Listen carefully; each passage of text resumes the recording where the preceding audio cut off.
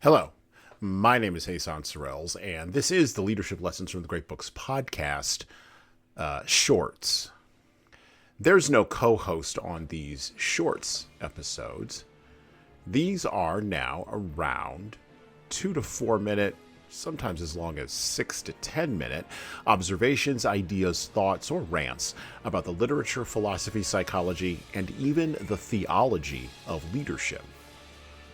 Because listening to me talk about leadership for now around 2 to 4 minutes is still better than reading and trying to understand yet another business book.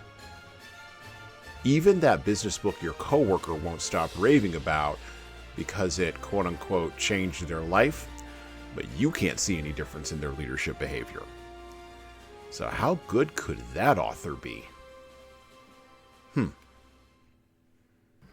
As we move into Women's History Month out of Black History Month, we're going to read the work of Alice Walker and The Color Purple. But before we do that, I'd like to pull us back to an author we already covered on the podcast last year with Tom Libby. And I want to align maybe some thoughts about that author, that female author, that align with what we're trying to do on the podcast this year. And I quote, "I am not tragically colored.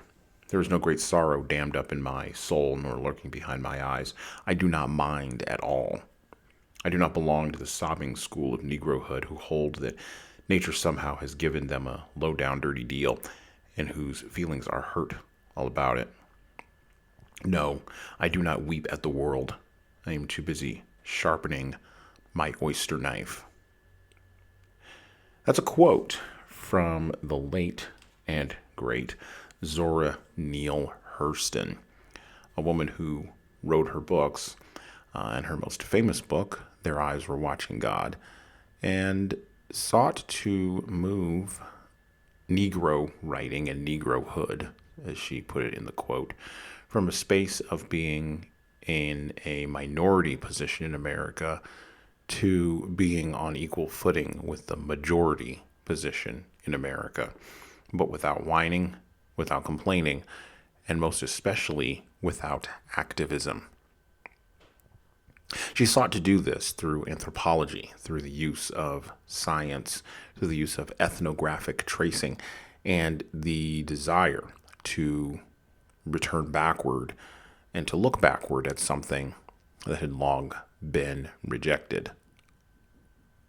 Ralph Ellison was not a particularly big fan of Zora Neale Hurston's work or perspective, and I have no idea what Albert Murray thought of it.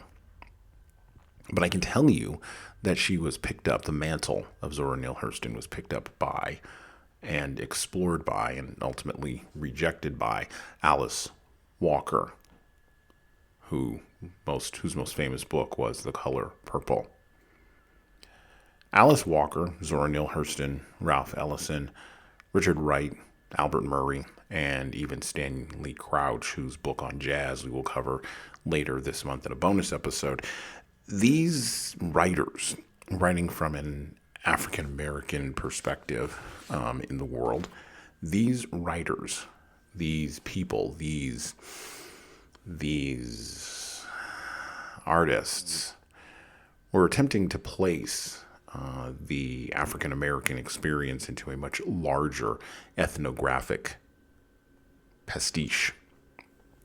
And they were attempting to do so in an attempt to make African Americans merely just be Americans. Albert Murray infamously said that there are no white Americans and there are no black Americans. There are just multicolored Americans, and I hold to that. And as the 21st century continues to unwind, as we reach the end of the chaos of the fourth turning and things begin to settle and lie fallow, as racial strife, political strife, and even theological and cultural strife begin to, if not be resolved, at least to quiet down some, it is time, I would assert it is long past time, for leadership to recognize that we're not going anywhere on this continent, and we have to figure out how to live here. Now, we've been trying to do that ever since the founding of our country in 1776. But at a much larger level, we have also been avoiding answering that question. Writers like Zora Neale Hurston, writers like Albert Murray, and even Eldridge Cleaver and Alice Walker put us on notice that we can't ignore certain things, even if we would like to. And when those things lay fallow for a generation, well, circumstances change, the people change, but the emotions and the problems remain the same. Structural change is what we're all about as we move from a fourth turning into a first turning, as we move from the chaos and the breakup into a high and a new golden age in America. I think Zora Neale Hurston would be fascinated by what's about to happen next. And well, that's it for me. Players, including Apple iTunes, Spotify, YouTube Music, and everywhere else where podcasts are available. There's also a video version of our podcast on our YouTube channel. Like and subscribe to the video version of this podcast on the Leadership Toolbox channel on YouTube.